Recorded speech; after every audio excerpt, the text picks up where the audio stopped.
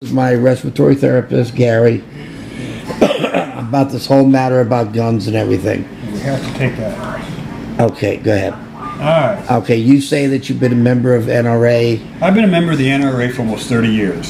So part of what the Democrat liberals and the media keep saying, a lot of it are mistruths. There was the National Rifles Association 20 years ago that wanted to promote background checks, waiting periods, safety classes, and the such. The NRA offers up to 4 training classes every year throughout the U.S. where they're big in instructing children now and safety classes. They have where they can go and have competitions with 22 rifles, for example. They're the ones that would have been pushing Congress beforehand about background checks. That Congress, Republican and Democrat, refused to accept. The waiting periods, they refused to accept. They kept saying, well, it's stepping on the Second Amendment rights of people who have been inadvertently put on these bad boy lists. Clear it up. There's what, maybe 2 or 3% of the people on that list that shouldn't be, so we're sacrificing 97 to 98% of the population in the other direction.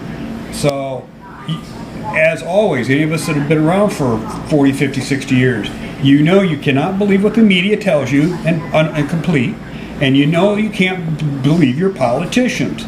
The 2 biggest liars in this country are lawyers and politicians. We already put a lawyer into the presidential office. We're looking at putting another big liar into the presidential office.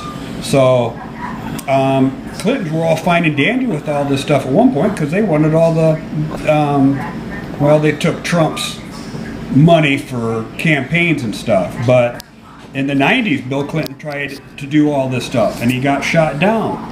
So, you know, whether you take an AR-15 and go into a room of people, I can go into that same room of people with a typical modern 12-gauge shotgun and do as much damage. They didn't make those illegal. They haven't made fertilizer illegal. They don't make knives illegal. They don't make spoons illegal just because they make people fat. So it's a tool, not the person. Right. Now, what was your position about Hillary Clinton versus Donald Trump? Like your opinion on those two. Trump is the outsider, and most of the voters that I know have been looking for an outsider that cannot be bought or influenced by Congress. Kind of where Trump falls.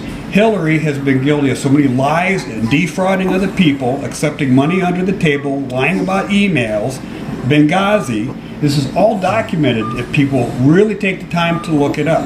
Her emails got hacked again that they're denying, but yet those emails are accessible on the web. You know, people only want to elect Hillary because she's a woman and she can talk very nicely. She gives a very nice speech. But so did Obama. Now we have Obamacare, and look what that's got us. Yeah. Here you go. And finally, what started this here is the article that I had gotten, and this talked about, sadly, the NRA has won again and you're saying that is nonsense. The NRA has always pushed for background checks, waiting periods, and training classes. Period. Yeah. It's the Republican and Democratic Senate and Congress who have compressed all that. So don't blame the NRA for everything that's out there. Blame your politicians. Good, bad, ugly, or indifferent. Okay. Well, thank you, Gary. I appreciate You're welcome. your thoughts and everything on this.